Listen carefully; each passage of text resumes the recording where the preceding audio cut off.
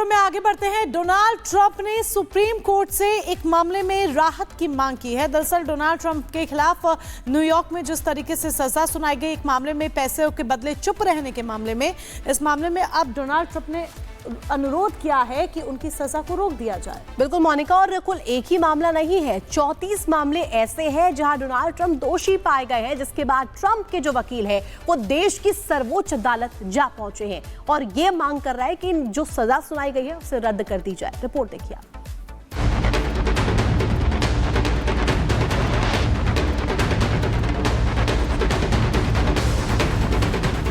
Trump ने किया supreme court का रुख,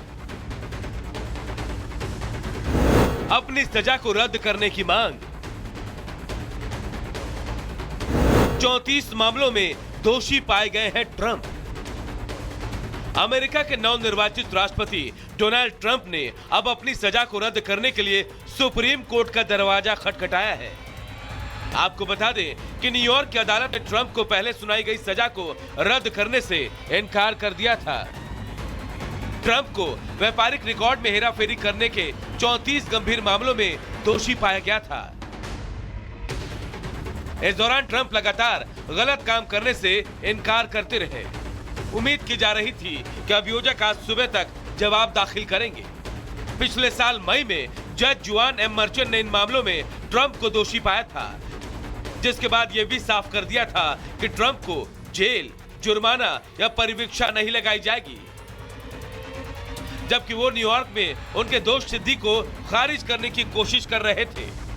लेकिन ट्रंप के वकीलों ने तर्क दिया कि गंभीर अपराध के अभी भी असहनीय दुष्प्रभाव होंगे।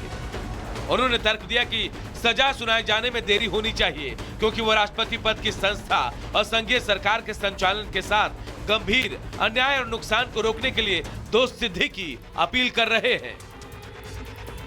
हालांकि कई लोग जो कह रहे हैं कि न्यूयॉर्क ट्रायल कोर्ट के पास राष्ट्रपति ट्रंप पर सजा और निर्णय देने या उनके खिलाफ कोई और आपराधिक कार्रवाई करने का अधिकार नहीं है, जब तक कि राष्ट्रपति पद की प्रतिरक्षा के पर्याप्त दावों को उठाने वाली उनकी अपील का समाधान नहीं हो जाता, जिसमें आवश्यक हो तो कोर्ट में समीक्षा हो सकती है। अब देखना होगा कि ट्रंप को लेकर सुप्रीम कोर्ट क्या रुख अपनाता है। Bureau report, Republic Bharat. और अब बात 18वें प्रवासी भारतीय दिवस सम्मेलन की, जो कि ओडिशा में आयोजित की गई है। बुधवार से शुरुआत हो चुकी है और प्रधानमंत्री नरेंद्र मोदी भी इसमें शामिल होने वाले। मोनिका, बिल्कुल, प्रधानमंत्री नरेंद्र मोदी शामिल होने वाले हैं और इसके लिए वो ओडिशा पहुंच भी चुके हैं। और सबसे बड़ी बात आपको ये बता दें कि इस आयोजन में शामिल होने के लिए 50 देशों से आए भारतीय प्रवासियों ने पंजीकरण करवाया है। इस बार क्या कुछ इस शिविर में होने वाला है, इस रिपोर्ट में देखिए।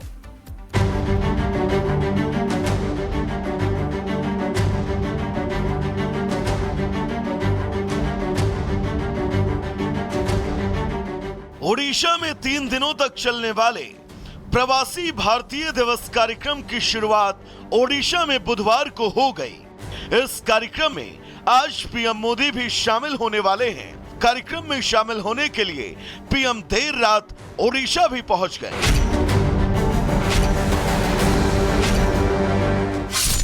18वें प्रवासी भारतीय दिवस सम्मेलन का उद्घाटन करेंगे।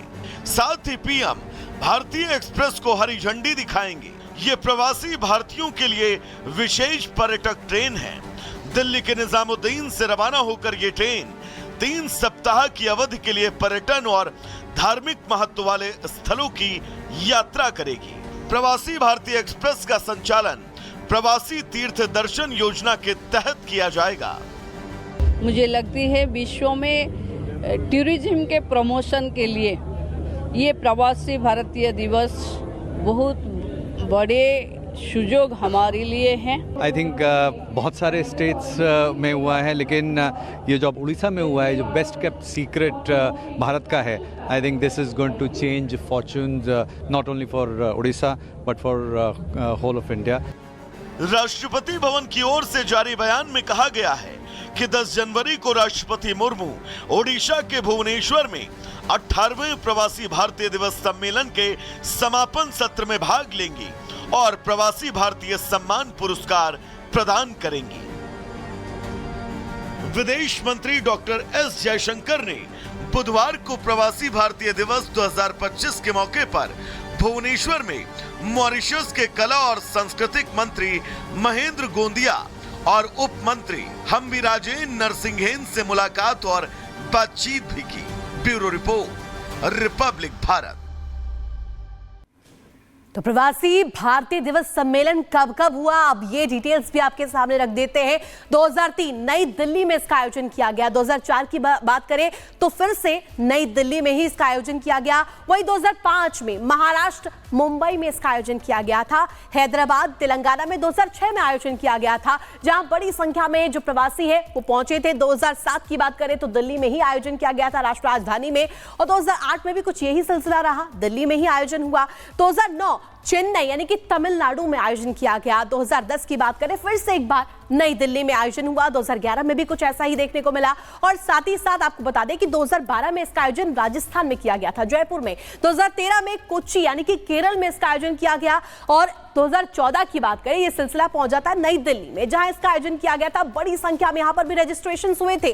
2015 में गुजरात में आयोजन किया गया, गांधीनगर में। 2017 की बात करें, बेंगलुरु कर्नाटक में आयोजन हुआ। और साथ ही साथ वाराणसी उत्तर प्रदेश में भी इसका आयोजन हुआ है, वो भी 2019 की बात हम बता रहे हैं, जहां वाराणसी में प्रवासी भारतीय दिवस सम्मेलन का आयोजन किया गया था। 2021 की बात करें तो वर्चुअल माध्यम से हुआ था। कोरोना काल आप याद कीजिए, जिस दौरान ये जो कार्यक्रम है ये वर्चुअल माध्यम से करवाया गया था। 2023 की बात करें तो मध्य प्रदेश इंदौर में इसका आयोजन किया गया था। 2025 भुवनेश्वर उड़ीसा, यानी कि इस बार जो ये सम्मेलन हो रहा है ये उड़ीसा में करवाया जा रहा है, जहां प्रधानमंत्री नरेंद्र मोदी भी आज पहुंचने वाले हैं। और चलिए बढ़ेंगे आगे और अब बात 2 मिनट दुनिया की करेंगे।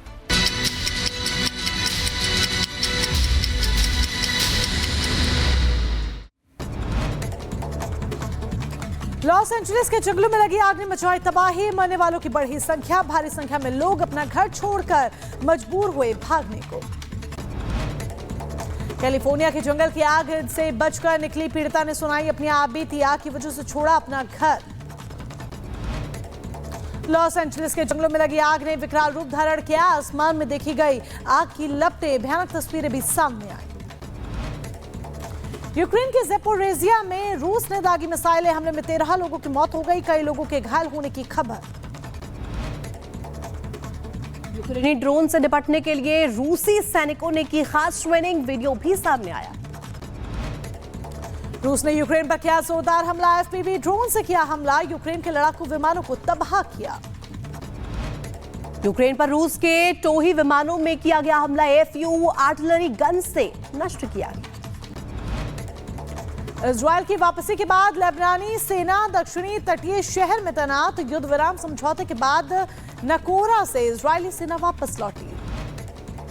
लेबनान में हिजबुल्लाह के हथियार डिपो पर हमला, सैनिकों ने ट्रक पर लगे रॉकेट लॉन्चर को भी तबाह किया। बैंकॉक में पूर्व कंबोडियाई विपक्षी नेता की गोली मारकर हत्या कर दी गई। पुलिस ने एक संदिग्ध को गिरफ्तार किया। भारत सरकार ने बढ़ाया बांग्लादेश के पूर्व पीएम शेख हसीना का वीजा। यूनुस सरकार को दिया मैसेज, बांग्लादेश छोड़ने के बाद से भारत में है हसीना। यूनुस सरकार ने रद्द कर दिया था हसीना का पासपोर्ट। पैसे के बदले चुप रहने के मामले में सुप्रीम कोर्ट पहुंचे डोनाल्ड ट्रंप। कोर्ट से सजा पर रोक लगाने की मांग की।